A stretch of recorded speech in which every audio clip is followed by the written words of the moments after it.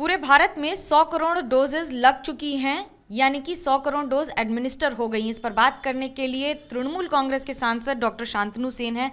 कैसे देखते हैं, क्या ये उपलब्धि है या फिर कुछ और?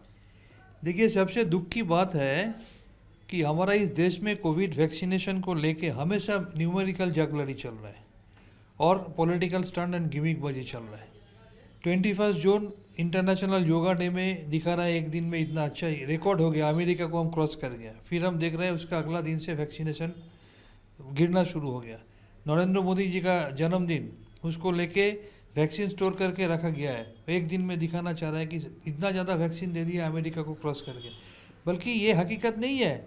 उनका पार्टी का प्रेसिडेंट, हमारा रूलिंग पार्टी बीजेपी का पार्टी का प्रेसिडेंट जेपी नड्डा जी कुछ दिन पहले कहीं पे जाके बोले थे कि by the end of 31 December 2021 for 130 crore population of India 260 crore complete किया जाएगा। अगर हम ये मान लें कि 100 करोड़ आज तक है, हमारा हाथ में सिर्फ 2 महीना है। अगर 9 महीने में 100 करोड़ होता है तो हाउ कैन वी एक्सेप्ट कि बाकी 2 महीने में 160 करोड़ हो जाएगा?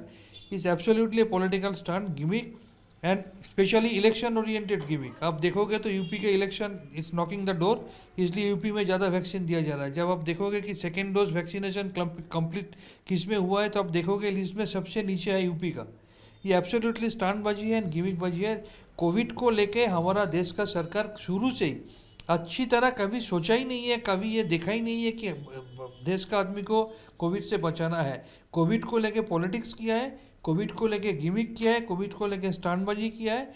आज सच्चे दिल से कोविड को फाइट करने के लिए कभी भी डे 1 से हमारा देश सोचा ही नहीं है, इसलिए यह हाल है हमारा। बंगाल की स्थिति कैसे देखते हैं? क्या आपको लगता है कि यहाँ पर स्थिति बेहतर हो सकती थी या इस समय ठीक है, खास तौर से वैक्सीनेशन को लेकर? देखिए, सबसे दुख की बात है हम लोगों के लिए कि हमारा यहाँ पर बीजेपी का राज नहीं है।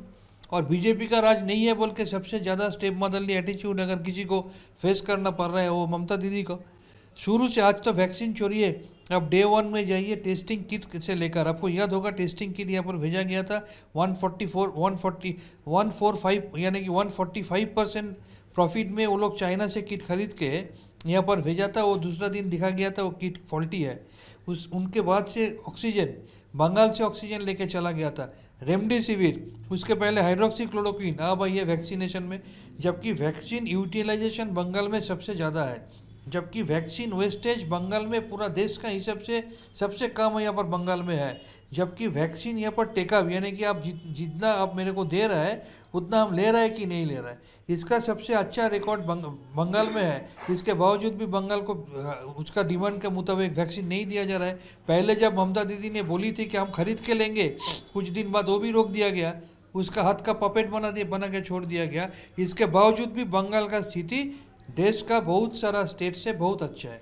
तस्वीर पर आपत्ति उठाई थी तृणमूल कांग्रेस ने कि प्रधानमंत्री की तस्वीर क्यों होगी अगर वैक्सीनेशन का सर्टिफिकेट दिया जा रहा है सरकार की ओर से। तो ये नया बात थोड़ी है। हम लोग इसके पहले 2019 का 2014 का इलेक्शन में भी हम देखा है, जब ये आयुष्मान भारत ये लाया था इलेक्शन का पहले, चुनाव को पहले हम लोग देखे थे घर घर में एक पोस्ट कार्ड आ रहा था जिसका पोस्ट कार्ड में नरेंद्र मोदी जी का फोटो था, जबकि वो आयुष्मान भारत में 40% कंट्रीब्यूशन स्टेट का हुआ करता था। इसके बावजूद भी हर एक देशवासी का घर में पोस्ट कार्ड भेजा जा रहा था with photo of Narendra Modi ji, जो अपना जीते जी एक स्टेडियम का नाम खुद के नाम में कर सकता है और उसको देश का राष्ट्रपति जी से इनॉग्रेट कर सकता है। उससे तो किसी भी ऐसे चीज़ तो कोई बात ही नहीं है। और भी बड़ा बड़ा चीज़ वो आप उम्मीद कर सकता है वो अपना नाम में कर देगा।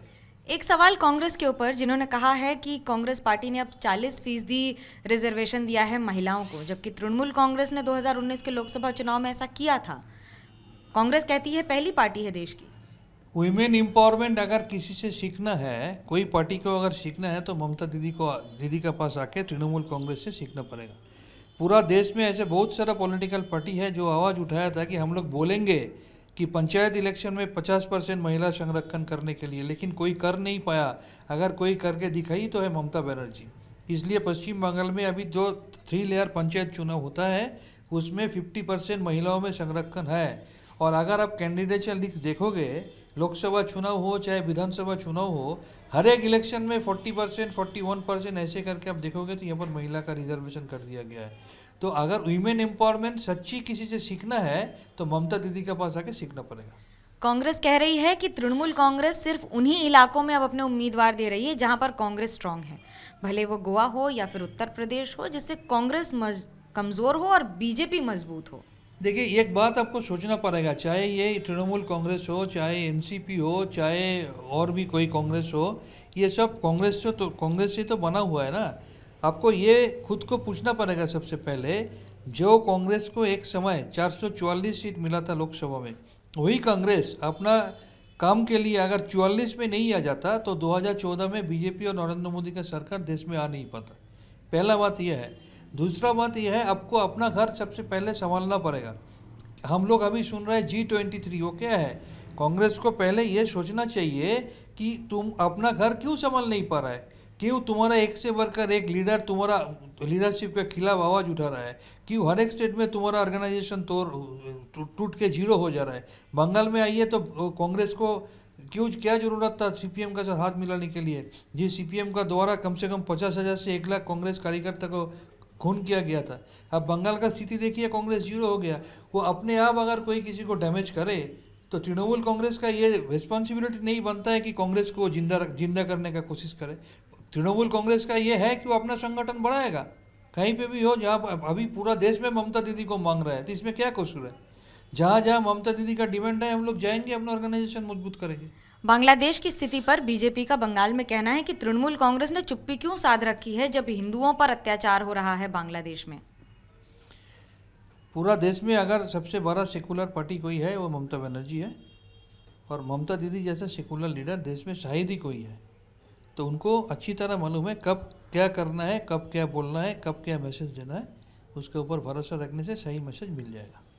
इस समय जो स्थिति है बंगाल की, खास तौर से 50 किलोमीटर का जो दायरा बीएसएफ के लिए दे दिया गया है, उसको कैसे देखते हैं? और उस पर जो बयान खुद तृणमूल कांग्रेस के मंत्री फिरहाद हकीम हो या बाकी सब हो, ये कहते हुए कि ये आने वाले दिनों में नुकसानदेह हो सकता है, क्या ये भड़काने की कोशिश है?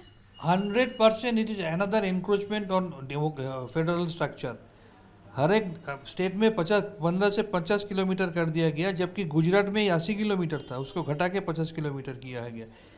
ये law and order is absolutely state subject, जबकि ये मोदी और अमित शाह मोदी शाह का गवर्नमेंट हमने पहले दिन से देख रहा है, ये फेडरल स्ट्रक्चर का वैल्यू नहीं देता है। They never have any discussion with any state government and they simply encroach upon the federal structure and democratic structure. जबकि ये हमको बोलना पड़ेगा, इतना कुछ करने के बाद भी बहुत सारा स्टेट में ये इंटरनेशनल स्मगलिंग बंद कर पाया क्या? बीएसएफ के एक ऑफिस बियरर का खिलाफ जो आरोप लगाया गया था वो सबूत हो रहा है, प्रूफ्ड हो रहा है। सबसे पहले उनको सुधरने बोलिए। और ये मोदी शाह का जो कैरेक्टर है कि फेडरल स्ट्रक्चर को तोड़ दिया जाए, डेमोक्रेटिक स्ट्रक्चर को तोड़ दिया जाए, स्टेट का पावर अपना हाथ में ले लिया जाए, ये और एक एग्जाम्पल है इसका।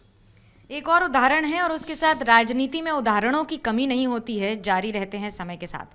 कैमरा पर्सन सूरज पांडे के साथ मनोज्ञा लोईवाल, कोलकाता, एबीपी न्यूज।